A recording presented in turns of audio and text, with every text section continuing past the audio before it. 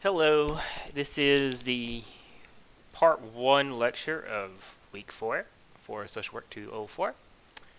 And this lecture will be in 2 video parts because it is important to get this hypothesis and statistical significance lecture to you as soon as possible. So let's go ahead and get into it. So one of the things about hypothesis testing is you're just making a statement, right? A hypothesis is a statement. Well, let's get to see if let's talk about this first, okay? Your hypothesis, well, it will be how your independent variable impacts that dependent variable, okay? So it'll be a relationship. We'll say, let's say the dependent variable is crime. We'll say crime, just for an easy example. And my independent variable will be, we'll do poverty, okay? And I will say a relationship exists between these two variables. We'll say that as poverty increases,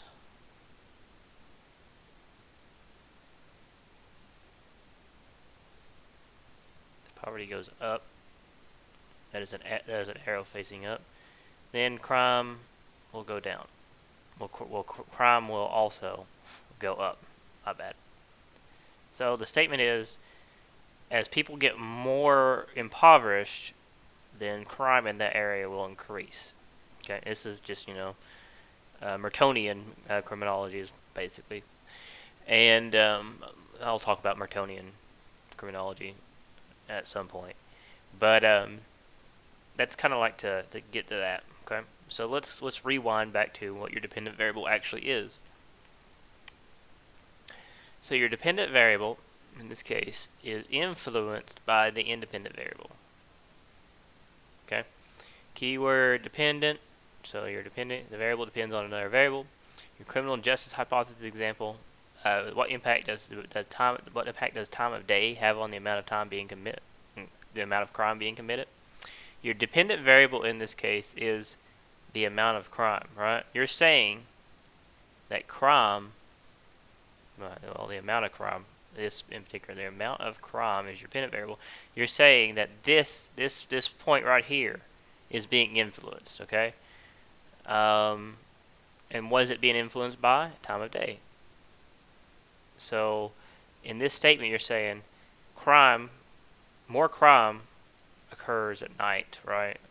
That's an example. You can even say more crime occurs during the day. It doesn't matter.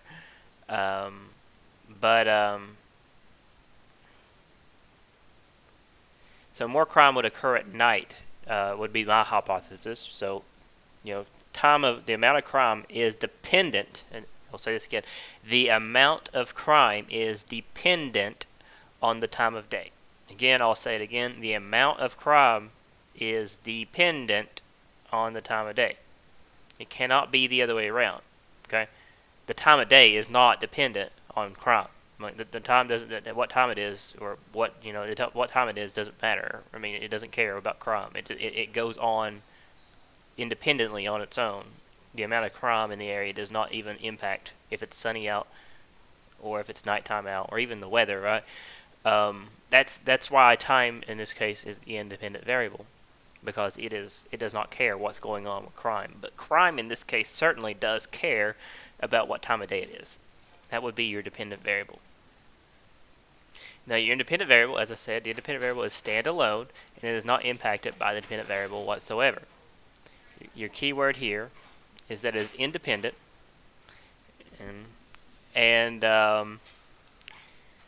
so, for example, with the time of day example that I just gave, then I lost my train of thought.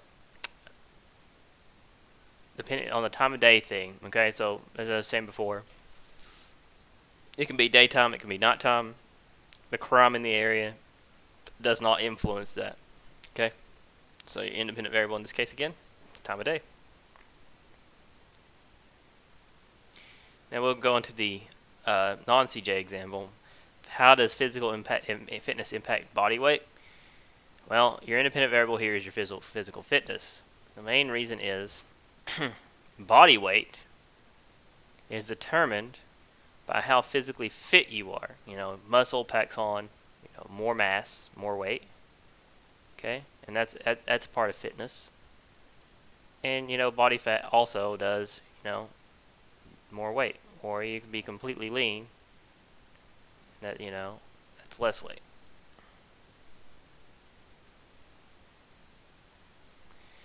Now your null hypothesis here, you have two types. You have your alternative hypothesis and your null hypothesis. Okay. And so an alternative hypothesis, this is just your normal hypothesis. Okay. It's called H1 or HA. We'll call it H1 in here. Okay. It can be notated as either. As publicly sanctioned executions increase, murder rates will decrease. Now notice that this has a very directional statement. It's also a very distinct statement. It's like it knows what it wants to do. It's pronouncing an effect, and it's always pronouncing effect. Now your null hypothesis will always be no impact. Okay, that's the big deal here. Null hypothesis means you're saying that your dependent variable, okay, in this case murder rates in Texas, is not impacted by the independent variable, and that is the death penalty. So the goal for testing for statistical significance is to reject that null hypothesis. You do not want this to be true. Okay? You don't want it to be true at all if you're hypothesis testing. So this hypothesis is a test of deterrence theory. And deterrence theory states that if you have general deterrence and specific deterrence. Okay? So this is a test of general deterrence, meaning that if you punish someone in front of everybody, then no one will want to. Well, then it will reduce the odds that anyone will want to do it. In this case, publicly sanctioned execution is a test of deterrence theory, because let's say that someone commits a murder, then the punishment for that would be a public execution, so everyone else can see this is the punishment you get for murder, and it kind of reinforces that thought. Well, it doesn't really work. It does have a short-term effect where murder rates will go down after a death penalty, but then they're soon to return to same after after a short time. So it works at first, and then the impact falls off.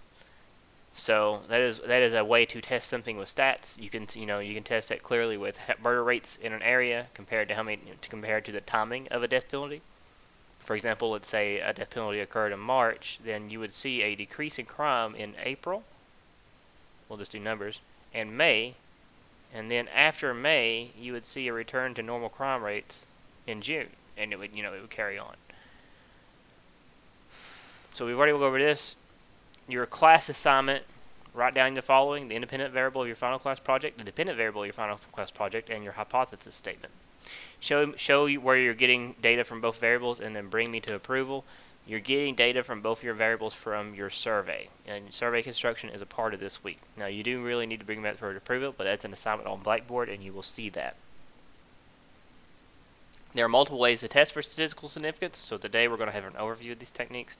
The rest of the class will focus on learning and utilizing these techniques, as well as setting up survey to collect data, and this is where we start to do statistics and data collection and science. And this is where the class gets exciting, and you're going to learn something. Hopefully you've learned something already, but this is now new territory. You will learn how to read this eventually. Okay? But this is standard deviations. You know what a standard deviation is now, or at least you have an idea of it. This is your average, and this is your variable. You can say fraudulent email. It tells you if the enter 0 is a non-victim, 1 is a victim. Your range is right there, and on average, the average is 0.31, which pretty much reads, because we coded 0 and 1, it's just, a percentage at this point. So 31% of the people in this survey were victims of fraudulent email. That's one way to do it. We're not going to worry about this table too much for now, but know this is the last step that you'll be getting in class, and you'll be able to predict how things work. And I'll give you a quick one for identity theft. If you've been a victim of cybercrime in the past, then you are 5 times more likely to be a victim of identity theft. And that's inferential statistics. So p-testing, this is important. What a p-test is. P-testing is calculated probability that the test of validity of the null hypothesis. What the p-test does, it provides evidence that can either reject or fail to reject null hypothesis. And when you perform a p-value test, you're looking for your p to be less than 0.05. Okay. When you see a p-value of less than 0.05, this means that the findings are not random. Again, not random. All right. It means there's some patterns and there's some real stuff in those findings, and they mean something. Okay. And your statistical significance is less than 0.05. You can say this is 95% accurate. Okay. Notice the trend here. Okay. Less than 0.01, you can say this is 99% accurate. Okay. Less than 0.001, this is 99.9% accurate. So the lower this number goes, right here, the higher your accuracy is in your prediction. And you can see, and the pattern is, you take 1 and you subtract this value, 0.05, and you will get 95. Same deal here. 1 minus 0.01 is 99. Same deal here. 99.9. So on and so forth. So how do you get p-values? There's a Khan Academy video that you can check out right here for more on p-values and z-tables, z-scores, if you really want to get into it. Don't worry about z-scores for this class, but like I said, it's right here if you need to know. Instead, we'll learn how to perform statistical tests that utilize the concept of the p-value. The student's t-test, which is the first thing we will learn, okay? This is a hypothesis testing tool, and it is used to determine if there's a significant difference between the means of two groups. And these difference or random chance, we'll spend a week on this, or we'll spend a couple classes on this topic. Here's a t-test example, usage example. I will go further into this when we get into it, but it's there for you to see for now.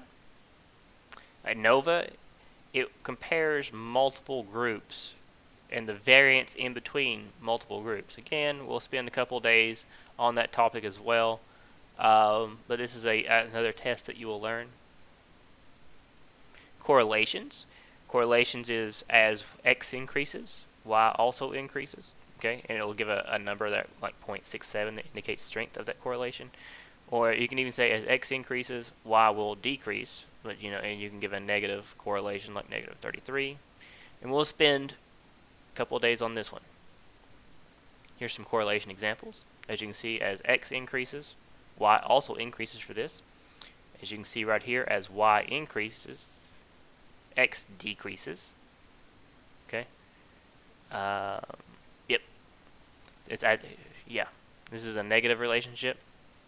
So as x decreases, y decreases. My bad. Okay, I knew that's a positive relationship. Here's another positive relationship. As x increases, y also increases. Okay, same deal. And this is a weaker one, which is also, more of a positive relationship. Okay?